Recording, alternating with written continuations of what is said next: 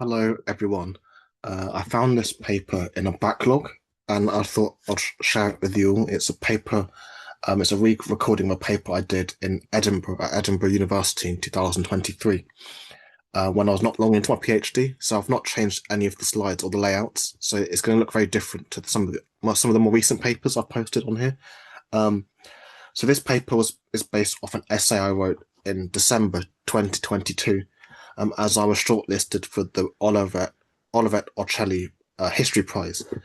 It's a prize that was made in 2020 to attempt to address some of the inequalities faced by Black scholars in academic history, named after the university professor Olivet Ocelli, the UK's first Black woman history professor as well.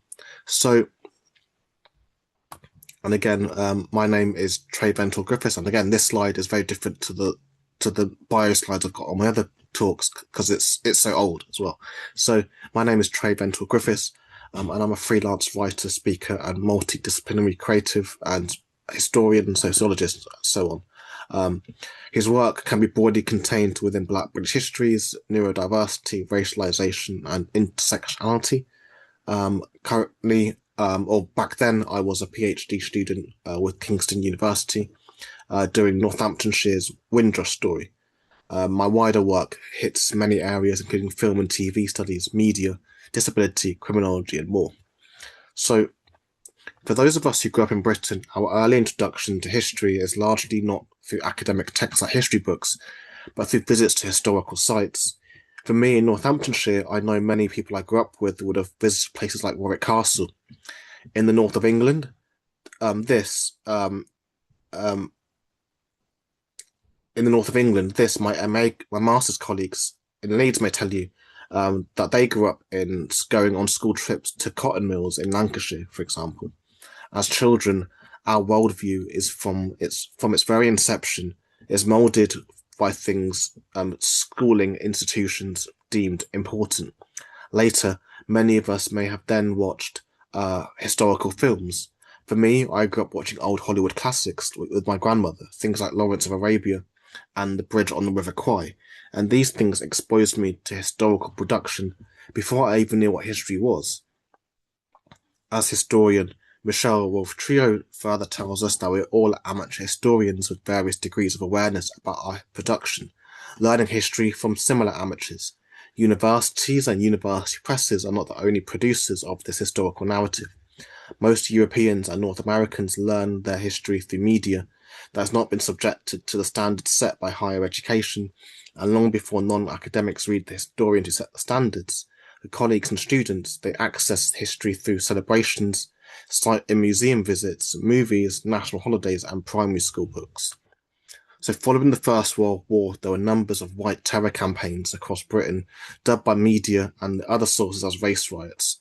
What happened in 1919 then instigated over a decade of state and civilian-led violence against black and brown people, including trade union racism, government deportations, and white male envy of black sexuality. In my original essay, I revisited these events in the context of their historical erasure from Downton Abbey, Peaky Blinders, and Mr. Selfridge. Here, we might consider how period dramas are used to obscure, including histories of white supremacy that played out in 1919, perpetuated today in on-screen romanticizations of history that erase anti-black violence. Some historians will tell you that period dramas are not historically accurate, but when we know that history is written by the victors, it implicates how history is recorded, who by, and their own biases in that recording. In the UK, this victor's narrative has often favoured white men. So this paper considers TV shows Peaky Blinders, Downton Abbey, and Mr. Selfridge as being history producers, in fact perpetuating white supremacy, in as much as what is included as what is not. The national uprisings of 1919 have received much less attention than they deserve. One reason for the uprisings was a recession. Starting in Glasgow Harbour that January, these domestic uprisings spread to other areas like South Shields, Salford, London, Liverpool, Cardiff, Newport, Barry Island, and Hull in the north of England. In Hull, Newport and Salford, violence spread into 1920 and 1921. There have been many perspectives about 1919, both directly and as part of wider discussions on racialization and borders. Community history projects such as From the Great War to Race Riots in Liverpool brings this history to life through newfound letters from black residents to the mayor. Jacqueline Jenkinson has gone some way to centering these national campaigns, national uprisings as imperialism at home. Meanwhile, scholar activist, my friend Yasmin Begum in Wales further tells us that the uprisings in Cardiff were the high point of escalating tensions. In the years running up to them, there were smaller racist altercations in the city. She says, for example, there was a seamen's strike in 1911 where Chinese workers were attacked, accompanied by a widespread feeling that black and brown men were stealing white men's jobs. The uprisings that had repercussions, including affecting racist immigration policies that foreshadowed state policy on immigration, like those enacted via the Windrush scandal and the Nationality and Borders Act, and the impact of 1919 was embodied in the public anxiety regarding so-called consequences of racial mixing, as black people were blamed for the uprisings, not white men. Muriel Fletcher's 1930 report also constructed the racist term, and I quote here, half-caste, as synonymous with black people of mixed heritage in Liverpool. All of this shows language matters, where the vague terminology of race riot is neither direct nor specific enough to allow audiences to discuss the nuances of white racism. In June 1919, white terror campaigns in Liverpool were part of a culture of racist violence across the United Kingdom. The lynching of Charles Wootton at Albert Docks is encompassed in what Peter Fryer describes as an anti-black reign of terror, end quote, that also included 3 non-fatal stabbings of West Africans. Contrary to the language used in lots of the literature about 1919, I think we must reframe the term race riot into white terror or white terrorism. Current terminology in UK contexts is not harsh enough to describe what occurred, whilst critics of similar acts in the United States appropriately name whiteness and white supremacy. In historical contexts, white men may have commandeered the streets as part of their so-called ownership, clearing black and brown people out of the way. Sarah Ahmed refers to whiteness as habit, and she says, as an ongoing and unfinished history which orientates bodies in specific directions, affecting how they take up space and what they can do. The same physical clearing of black and brown folks from public spaces is repeated in British television period dramas. What cannot be denied is supremacist thinking.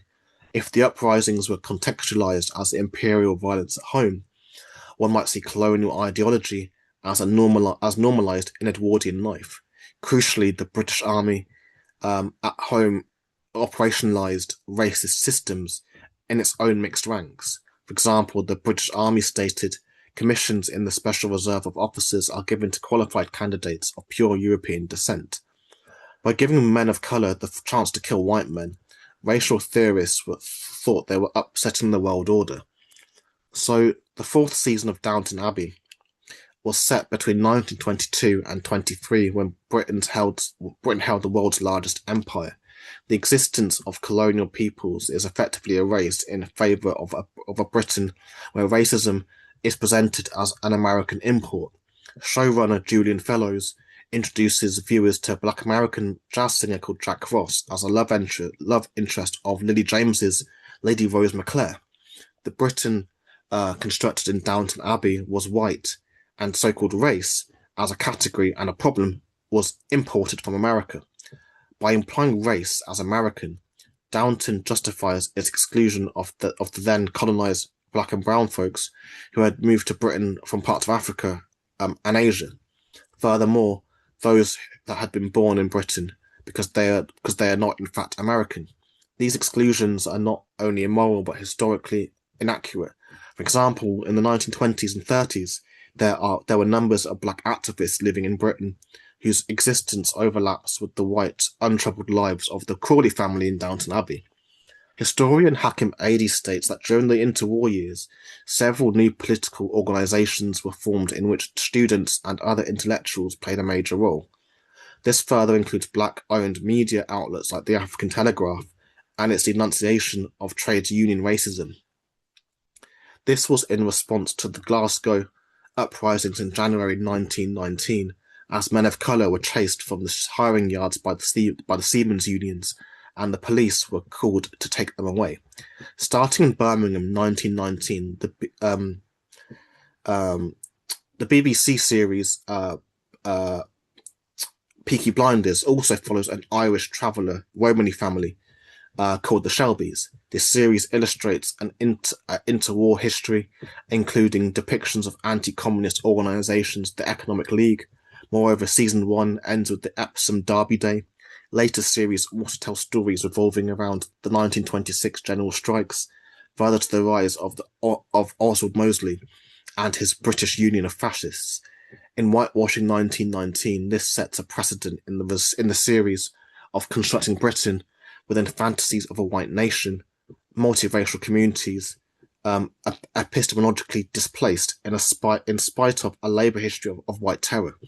When British history is also black history, what institutional platforming of white-only stories does is construct British history as white-only. Thus, period dramas become part of historical production. In Peaky Blinders, apart from Jeremiah Jesus, who was played by the late Benjamin Zephaniah, and his son, the Peaky Blinder Isaiah Jesus, the showrunners tell a story of Britain's working class through the white gaze. The choices made uphold an editorial outlook that maintains Britain's history as white, further the erasure of the 1919 uprisings from the narrative and the trade union racism that came with them. The uprisings prelude the general strikes depicted in Peaky Blinders, where mass unemployment from an economic recession was, in the words of Jacqueline Jenkinson, supplied by the fact that several of the riots broke out in and around the merchants' shipping offices as men came face to face while attempting to sign on for work. ITV's Downton Abbey and Mr. Selfridge also depict whitewashing in both their inclusion and exclusion of certain narratives, motifs, and symbols. From the first series of Downton Abbey, set in 1912, family eating together is common, including dishes imported from India.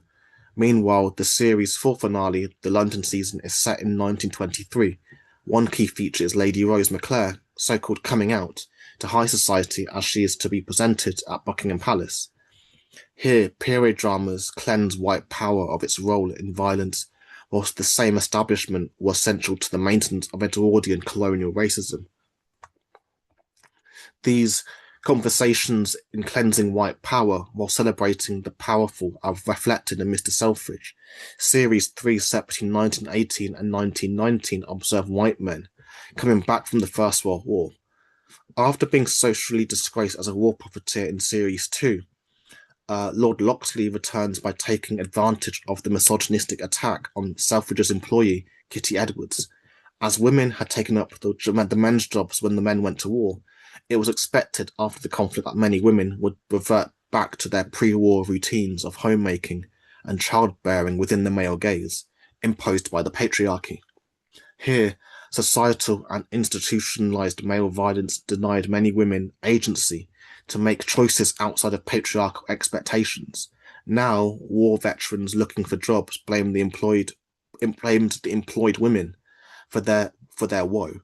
To improve his own status, Lord Loxley then pitches to the London establishment the idea of a charity for war veterans with jobs for men at the centre. One of the pervading narratives of Series 3 was post-war unemployment, but the 1919 uprisings are erased from this narrative.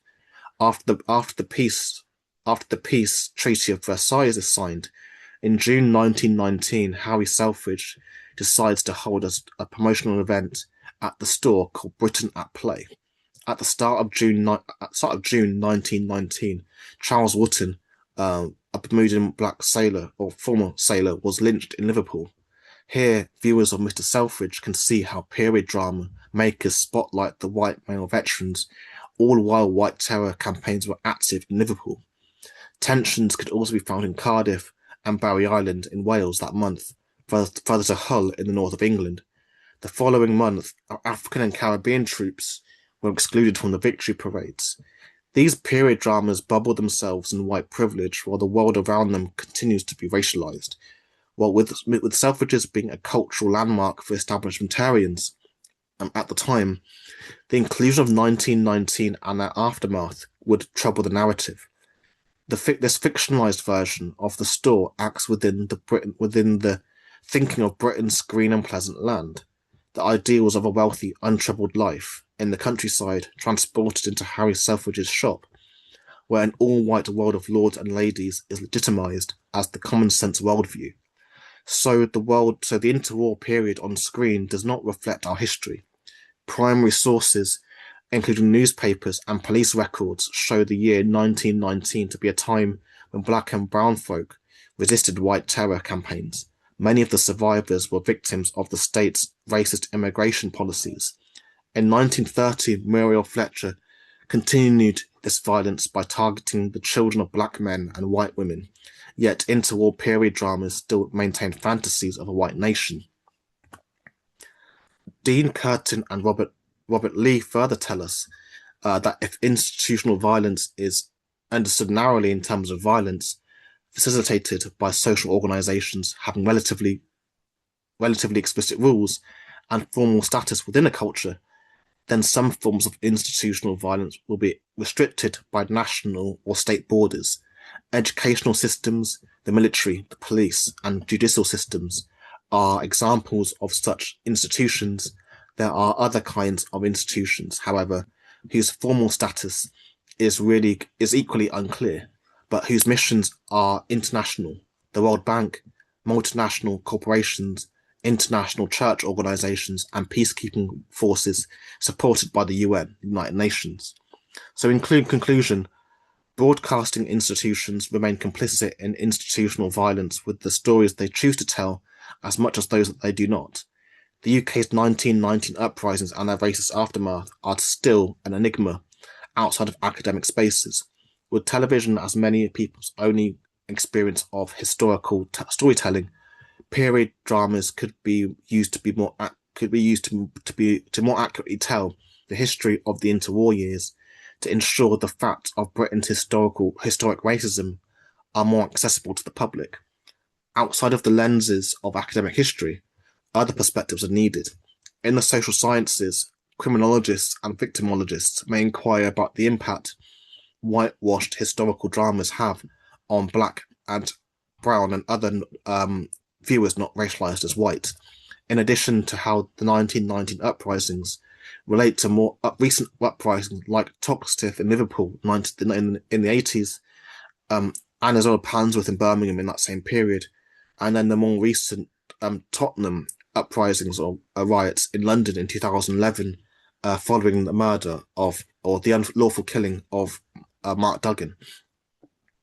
On screen, we have seen lots of stories about the World Wars in conjunction with the yearly armistice services, or remembrance services. The years 1919 to 1938 are significant for everybody in Britain, only to have been removed from the national memory. In this context, we now have the chance to reconsider the role of racism in the UK period drama, but also the role of racism during the First World War, as well as white men continue to dominate the narrative in both wartime and post-war labour history on screen. As Richard Dyer writes, at the level of representation, whites are not of a certain race; they are the human race. And again, if you got any questions or anything you want to say about this, you can leave it in the comments, or you can send me an email at treyventour.com/contact.